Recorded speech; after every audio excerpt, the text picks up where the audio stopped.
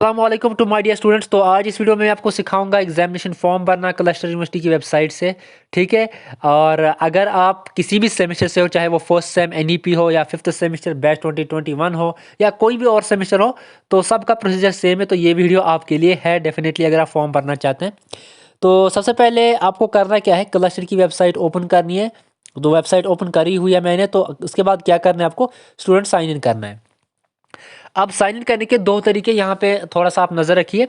यहाँ पे या तो आप क्लस्टर का फॉर्म नंबर या फिर क्लस्टर का रजिस्ट्रेशन नंबर दे सकते हो, जैसे कि फिफ्थ सेमेस्टर वालों के पास होगा, जैसे CUS 21 GWC CUS 21 ASC 10 कुछ है, वो होता है ना वो नंबर। तो वो होता है क्लस्टर का रजिस्ट्रेशन नंबर, वो यहाँ पे डाल सकते हो। अब बहुत सारे फर्स्ट सेम स्टूडेंट्स मुझे जो NEP वाले वो बोलेंगे हमारे पास तो है ही नहीं क्लस्टर का रजिस्ट्रेशन नंबर, तो वो बोर्ड का रजिस्ट्रेशन नंबर भी यूज़ कर सकते हैं। कौन सा बोर्ड, जो 10th 12th का आपने बोर्ड एग्जाम दिया है, तो रजिस्ट्रेशन नंबर आपके पास एक होगा, वो कार्ड पे लिखा होगा, तो वो यहाँ पे आप पेस्ट कर लीजिए। ठीक है। यहाँ पे आपने डाला बोर्ड रजिस्ट्रेशन नंबर या क्लस्टर नंबर। ठीक है। उसके बाद आपको यहाँ पे डालना है डेट ऑफ बर्थ। कौन सी वाली डेट ऑफ बर्थ? जो आपको रजिस्टर की है। ठीक है। जो आपने मार्कशीट में रखी हुई है, जो आपने क्लस्टर में भेजी हुई है, वही वाली DOB यहाँ पे लिखना है। उसके बाद प्रोग्राम ग्रेजुएशन, या फिर अगर IG भी कर रहे हो तो आप जो है IG डालिएगा। ठीक है। अगर आप ग्रेजुएशन कर रहे हो तो आप ग्रेजुएशन। ठीक है। UG वालों के लिए ग्रेजुएशन ही है। ठीक है। उसके बाद ये जो कैप्चा कोड है ना यहाँ पे SYMK, ये वापस से लिखना है आपको अपने हिसाब से, यहाँ पे अलग सा होगा। उसके बाद आपको जो है साइन इन पे क्लिक करना है। कर लिया ना आपने, लॉगिन करने के बाद आपको जाना है एग्ज़ाम फॉर्म में। एग्ज़ाम फॉर्म में जाने के बाद आप यहाँ पे आपको ऐसा ऑप्शन आएगा। तो आपको यहाँ पे जो प्रिंट एग्जामिनेशन फॉर्म दिख रहा है ना, ये यहाँ से आप रिसिप्ट डाउनलोड कर सकते हो लास्ट में जब आप फॉर्म भरोगे। अब फॉर एग्जांपल पहले आपको फॉर्म ही भरना है। अब आपको यहाँ पे अपना सेमेस्टर सेलेक्ट करना है, कौन सा वाला है आपको, और एग्जामिनेशन टाइप रेगुलर है या बैकलॉग है। मान लो आपको रेगुलर है, तो आपने यहाँ पे प्रोसीड पे फिर जाना है। प्रोसीड पे जाने के बाद ये आपसे मांग सकता है लेक्चर फीडबैक। ठीक है। को किसी भी एक लेक्चर के मतलब के लिए ये आपको फीडबैक मांग सकता है। मान लो किसी भी एक का आप दे सकते हो। ठीक है। कोई भी एक सब्जेक्ट लेना है, किसी भी एक दिन का आपको फीडबैक देना है, जो आपको अपनी मर्जी से हिसाब से जो आपको अच्छा लगे। अब देखो आपने फॉर एग्जांपल यहाँ पे जो सब्जेक्ट है ना, यहाँ पे क्लिक करोगे आपके सारे सब्जेक्ट दिखेंगे जो जो आपको है। ठीक है। फर्स्ट सेम वालों को अपने 7 सब्जेक्ट दिखेंगे। ठीक है। फिफ्थ सेमेस्टर वालों को अपने 4 सब्जेक्ट यहाँ पे दिखेंगे। तो मान लो मैंने ये वाला सिलेक्ट किया, आपको भी अपने हिसाब से कोई भी सब्जेक्ट सेलेक्ट करना है और उस टीचर का यहाँ पे नाम लिखना है। लेक्चर को जिस भी दिन का आप जो है फीडबैक दोगे, मान लो आप कल के लेक्चर का फीडबैक देना चाहते हो, तो कल का डेट और क्लास किस टाइम हुई थी वो टाइम यहाँ पे टाइप करना है। और यहाँ पे फैकल्टी टाइप, क्या वो परमानेंट है या फिर या एकेडमिक है। ठीक है। फिर लेक्चर टॉपिक क्या है, कोई भी टॉपिक आप उठा के देख लो, आप कहाँ आपको याद होगा कौन सा लेक्चर पढ़ाया था उस दिन, किस दिन, जो भी आप, है ना।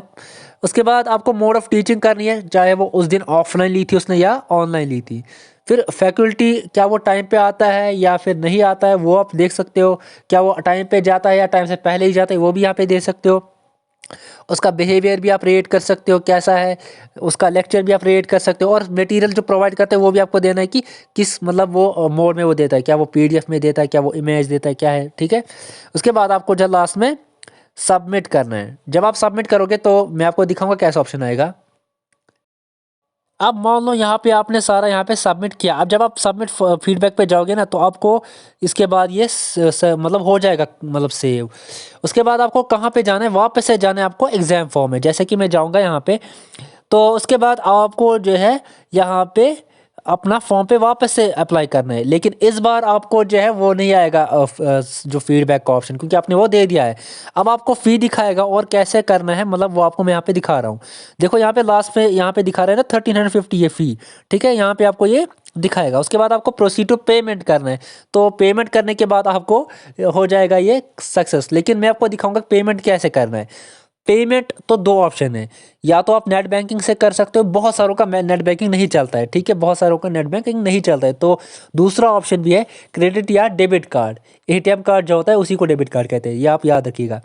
तो यहाँ पे जाओगे, तो यहाँ पे आपको कार्ड नंबर, एक्सपायरी डेट जो आपको अपने हिसाब से डालना है, वो आप किसी को नहीं बता सकते, वो आपको पता ही है ये सब चीज़ें। ठीक है। यहाँ पे करोगे ना, ये सब फिल करके फिर आप अपनी पेमेंट करोगे। पेमेंट हो जाएगी तो उसके बाद इसका मतलब यह है कि आपका फॉर्म फिल हो गया है। तो यही सब चीज़ें आपको जो है याद रखनी है। यहाँ पे पेमेंट के बाद आपका जो है फॉर्म फिल हो जाएगा। जब आप फॉर एग्जाम्पल पिन जो है ना पेमेंट करोगे ना सक्सेसफुली, तो आपको यहाँ से आप अपना जो है फॉर्म का जो है पीडीएफ भी डाउनलोड कर सकते हो, फॉर्म का नहीं मतलब रिसिप्ट का। वो आपको सेव रखनी है, वो आप वैसे तो किसी काम की नहीं आती है, लेकिन अगर इन केस आपको ज़रूरत पड़ी 10 रुपये में प्रिंट आउट करा लो और वहाँ पे ले जाओ जहाँ पे आपको ज़रूरत पड़ेगी। वरना आपको जो है एक्स्ट्रा चार्जेस 100 रुपीज़ लगते हैं या 150 भी लेते हैं कहीं कहीं पे। तो ये सब आप बचा लो, अगर आप खुद कर सकते हो तो कर सकते हो ये, मतलब आप जो है अप्लाई खुद ही। तो इतना ही मुझे बताना था। अल्लाह हाफ़िज़ स्टूडेंट्स, अगर आपको कोई डाउट है कमेंट बॉक्स में बताना।